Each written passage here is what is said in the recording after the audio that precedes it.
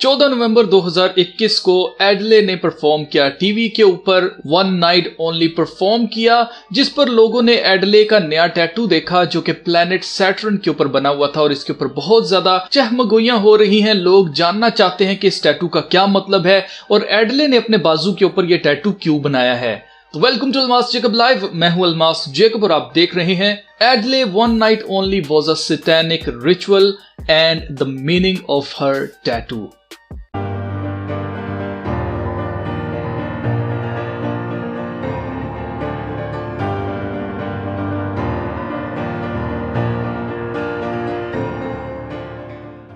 तो ये परफॉर्मेंस जो थी वो 14 नवंबर 2021 को टीवी के ऊपर ऑन एयर की गई और इसको तकरीबन 10.33 मिलियन लोगों ने इसको पूरी दुनिया में देखा।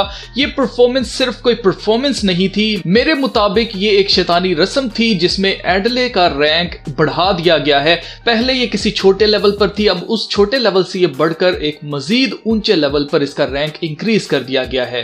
और इस बात का सबूत इसका नया टैटू है जो कि अभी इसके बाजू के ऊपर आया है जब ये 33 ईयर्स ओल्ड हो गई है, यानी कि 33 साल की इसकी उम्र हो चुकी है। और इसने जानबूझकर अपने इयररिंग्स जो पहने थे, जो कांटे पहने हुए थे इसने, वो भी प्लैनेट सैटर्न की शेप में बने हुए पहने थे ताकि लोगों का ध्यान जो है वो सैटर्न की तरफ जाए, लोगों का ध्यान जाए कि प्लैनेट सैटर्न भी कुछ होता है और इसका कोई मतलब है जिसकी वजह से इसने ये टैटू करवाया है। एंजेलिना जूली वाली वीडियो अगर आपने नहीं देखी तो उस वीडियो को आप जरूर देखें। उस वीडियो के अंदर मैंने बताया था कि जो एंजेलिना जूली की वीडियो लीक हुई थी उसमें एंजेलिना जूली ही अपने दोस्तों को बता रही थी कि इनके जिस्मों के ऊपर टैटूज कैसे आते हैं और इन टैटूज का क्या मतलब होता है। तो अगर आपने वो वीडियो नहीं देखी तो उस वीडियो को जरूर देखें। अगर आप नोट करें तो एडले इस साल 33 साल की हो गई है और इसने इस साल अपना नया एल्बम जिसका नाम एक नंबर है जो कि बेसिकली 30 नंबर इसने रखा है, वो इस साल रिलीज हो रहा है 19 नवंबर को। इसके सारे एल्बम्स नंबर्स ही में हैं, जैसे पहला जो एल्बम था उसका नंबर 19 था, दूसरा जो इसका एल्बम आया था उसका नंबर 21 था और इसी तरह जो इसका तीसरा एल्बम आया था उसका नंबर 25 था और अब जो एल्बम ये लॉन्च कर रही है उसका नंबर 30 है। ये नंबर्स एडले के रैंक को शो करते हैं क्योंकि मेरे ख्याल से जिस वक्त ये इंडस्ट्री में आई उस वक्त इसके पास 19वीं डिग्री होगी फ्रीमेसनरी की और इसी तरह इसकी डिग्री बढ़ती गई और इसी तरह इसका रैंक भी इंक्रीज होता गया। यही इसका एक लॉजिकल रीजनिंग बन सकती है क्योंकि कोई भी अपने एल्बम का नाम एक नंबर के ऊपर क्यों रखेगा जबकि उसके अंदर टोटल उतने गाने भी नहीं है। एडले के एल्बम 19 जो नंबर का एल्बम था उसके टोटल गाने 12 गाने थे। 19 अगर टोटल गाने होते तो चलो हम इस चीज को लॉजिकली देख सकते हैं कि चलो यार 19 उसके गाने थे इसलिए उसके एल्बम का नाम ही जो है उसने 19 रख दिया।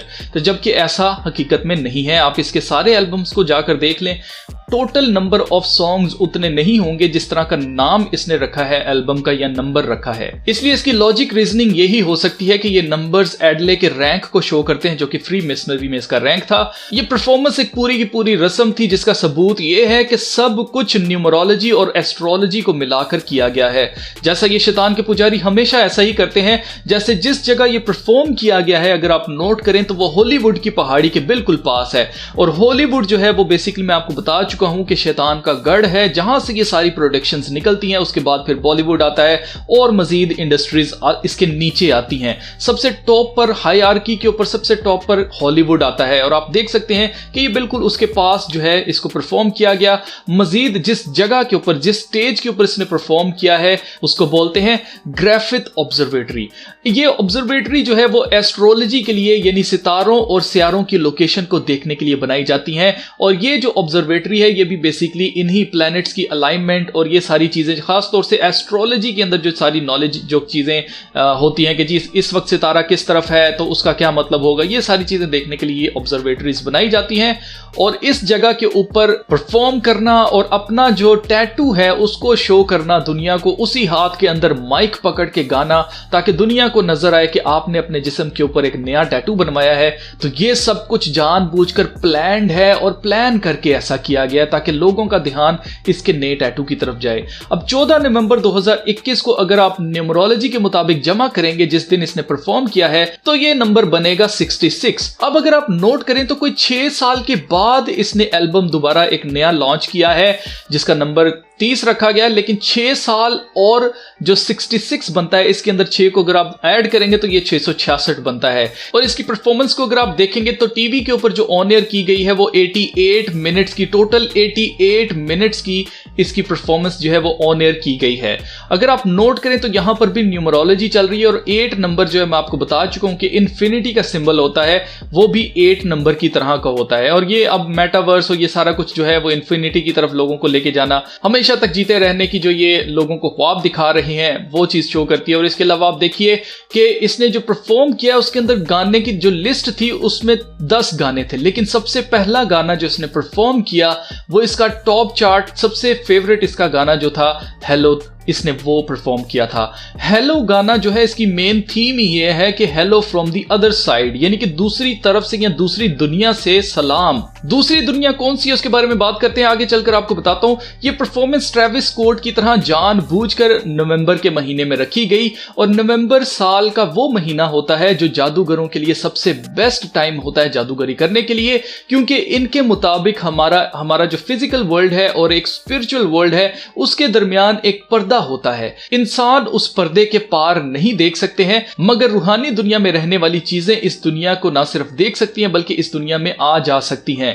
यह पर्दा नवंबर के महीने में समझा जाता है कि यह सबसे पतला होता है, और जादूगर जो इस पर्दे को फाड़ कर रूहानी दुनिया में चीजों को बुलाते हैं वहां जाकर, तो उनके लिए साल में सबसे बेहतरीन टाइम जो होता है, आसान टाइम आप अगर कहें कि होता है, वो नवंबर के महीने का होता है कि जिसमें यह पर्दा सबसे ज्यादा पतला होता है और इसको फाड़ कर या इसके दरवाजा खोल के दूसरी दुनिया में आया जाया जा सकता है या वहां से किसी को बुलाया जा सकता है।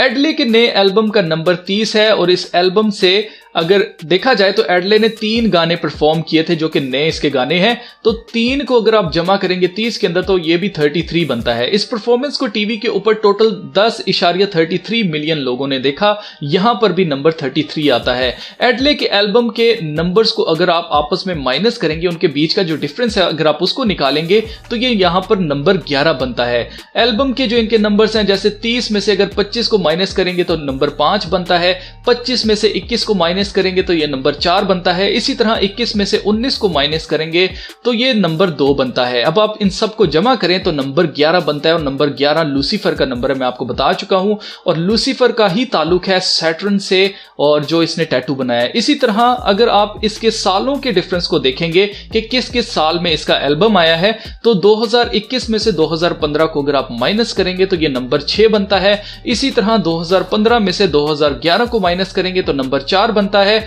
और इसी तरह 2011 में से अगर आप 2008 को माइनस करेंगे तो ये नंबर 3 बनता है। अब आप इन सब नंबर्स को आपस में जमा करें तो ये नंबर 13 बनता है। ये सब कुछ कोई इत्तेफाक नहीं हो सकता है, ये सब कुछ जानबूझकर पूरी प्लानिंग के साथ किया जाता है, क्योंकि ये लोग खुदा पर नहीं बल्कि शैतान पर ईमान रखते हैं, और ये शैतान ही इनको ये चीजें सिखाता है, न्यूमरोलॉजी, एस्ट्रोलॉजी और इस तरह की चीजें, कि तुम खुदा से मत मांगो बल्कि नंबर्स के साथ खेल के, दिनों के साथ, महीनों के साथ, इन चीजों के साथ खेलकर, सालों के साथ खेलकर, तो तुम जो हो कामयाब हो सकते हो। जबकि शैतान इनके पीछे होता है, और शैतान इनको ये दौलत, धन वगैरह देके इनकी रूह का सौदा कर लेता है, इनकी रूह खरीद लेता है। इसलिए एडले ने इंटरव्यू में ओपरा को ये बताया था कि जो कुछ भी ये बनाती है वो ये नहीं जानती है कि वो कहां से आता है। वो कहती कि मैं नहीं जानती, शायद ये कहीं नीचे से आता है, और नीचे कहां है? हेल में से। इसीलिए एडले इंस्टाग्राम पर अपना टैटू दिखाते हुए कैप्शन में लिखती है 30 फ्री।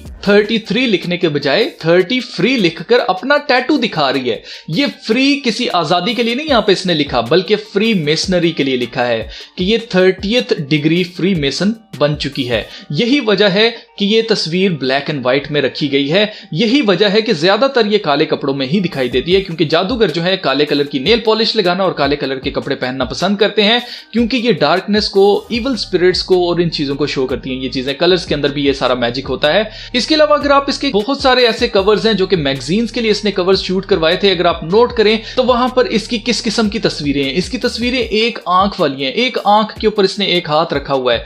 ये कभी भी स्टैंडर्ड ब्यूटी का नहीं रहा है कि एक इंसान अपनी एक आंख से महरूम हो या काना हो। काने को कभी भी ब्यूटी का स्टैंडर्ड नहीं समझा गया है, लेकिन ये लोग पसंद करते हैं अपनी एक आंख को छुपा कर दिखाना। और ये हॉलीवुड के अंदर बेतहाशा आपको ऐसी तस्वीरें मिल जाएंगी, क्योंकि ये एक ही सेम चीजें इसलिए करते हैं क्योंकि ये वन आई के मानने वाले लोग हैं। One eye of Lucifer, one eye जो सिस्टम है, दज्जाल का जो सिस्टम है, एंटी क्राइस्ट का जो सिस्टम है, उसको ये फॉलो करना पसंद करते हैं। Now this performance was a Saturn ritual, और ये बहुत ही चालाकी से क्राफ्ट किया गया है। सैटर्न के बारे में मैं पहले वीडियो बना चुका हूं और आपको बता चुका हूं कि सैटर्न का सेटन यानी शैतान से क्या लेना देना है। अगर आपने वो वीडियो नहीं देखी है तो उस वीडियो को भी जरूर देखें, आपको समझने में आसानी होगी। आज की वीडियो में आपको यही बताना चाहता था कि नथिंग हैपन्स एक्सीडेंटली, कोई ऐसे हादसाती तौर पर कुछ नहीं हो जाता, इत्तफाकी तौर पर हर दफा कुछ नहीं होता है। इतनी सारी चीजें जितने मैंने नंबर्स आपको बताए हैं ये इत्तफाक से नहीं हो सकते, ये सारा कुछ कैलकुलेशन से किया गया है। और इसके पीछे रीजन यही है कि एडले का रैंक इंक्रीज करना था, और इसी तरह से ये रैंक्स इंक्रीज करवाए जाते हैं। और अगर आपने एंजेलिना जोली वाली वीडियो नहीं देखी, मैं आपको बार बार कह रहा हूं आप उस वीडियो को जरूर देखें, आपको समझने में आसानी होगी कि असल में ये लोग करते क्या हैं। तो चलिए फिर मिलते हैं नेक्स्ट वीडियो में, तब तक अपना बहुत सारा ख्याल रखिएगा। खुदा हाफिज।